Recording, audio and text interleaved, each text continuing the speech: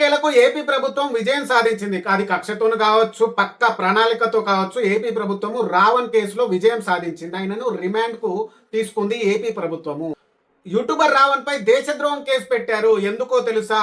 అతను ఒక రాజకీయ నాయకుడు అన్న మాటలను, అవే మాటలను రావణ్ ఉటంకించినందుకు దేశద్రోహం కేసు పెట్టారా మరేంటా అనేది ముందు ముందు తెలుస్తుంది. ఎందుకు అనంటే ఆ మాటలకు దేశద్రోహం కేసు అయితే పెట్టలేరు.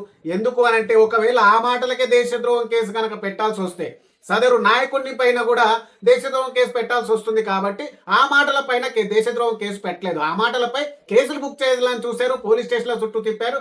కానీ ఆ మాటలపై జైలుకు తరలించడం జరగదని గమనించినారో ఏమో కానీ ఇవన్నీ జరగవు. ఇక ఏదైనా పక్కడ్బందీగా పెట్టాలని చెప్పేసి ఉపా చట్టం కింద కేసు నమోదు చేశారు. ఉపా చట్టం అంటే ఏంది? దేశద్రోహం కింద కేసు నమోదు చేశారు. మరి ఎందుకు దేశద్రోహము, ఏం చేశాడు దేశద్రోహం సంబంధించింది అనేది ప్రస్తుతానికి అయితే చెప్పరు. ఎందుకు అనంటే పోలీసులు కొన్ని చట్టాలను స్ట్రాంగ్ గా గనక పెట్టి అప్పటిప్పుడు ఒక మెజిస్ట్రేట్ ముందు ఏవైనా ఆధారాలు చూపించిన తర్వాత రిమాండ్ కోరుతారు. రిమాండ్ కోరిన తర్వాత ట్రయల్లో మీరు చేశారా లేదా అనేది నిరూపించుకోండి అని చెప్పేసి ఏదైతే బాధితుడి తరపున న్యాయవాది ఉంటారో వాళ్ళకు మెజిస్ట్రేట్ చెప్పడం జరుగుతుంది, మీరు ట్రయల్లో చూసుకోండి అని చెప్పేసి. సో వీళ్ళు సక్సెస్ అయ్యారు. మొత్తానికి రిమాండ్ తీసుకున్నారు, రిమాండ్ కోరారు, మెజిస్ట్రేట్ వారు రిమాండ్ ఇచ్చారు. వీళ్ళు సక్సెస్ అయ్యారు. ఇక్కడ వరకు బాగానే ఉంది.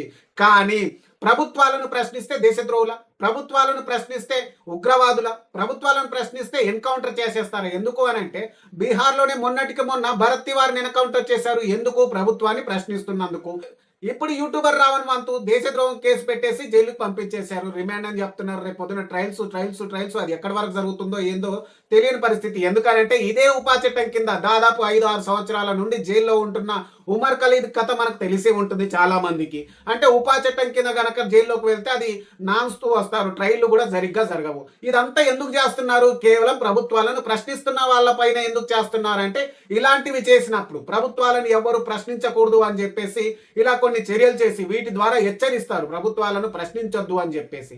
మరి భారత రాజ్యాంగం ఏమో భారతదేశము ప్రజాస్వామ్య దేశము 19A ప్రకారం వాక్ స్వాతంత్రం హక్కు ఉందని చెప్పేసి భారత రాజ్యాంగం చెప్తుంది. మరి అదే రాజ్యాంగానికి లోబడి ప్రమాణ స్వీకారం చేసినారు మంత్రులు కావచ్చు, ముఖ్యమంత్రులు కావచ్చు, రాజకీయ నాయకులు కావచ్చు. అదే రాజ్యాంగానికి లోబడి పనిచేయాల్సిన పోలీసులు కావచ్చు, మిగతా ఏ వ్యవస్థలైనా సరే మరి అదే రాజ్యాంగాన్ని ఎందుకు తుంగలో తొక్కుతున్నాయి?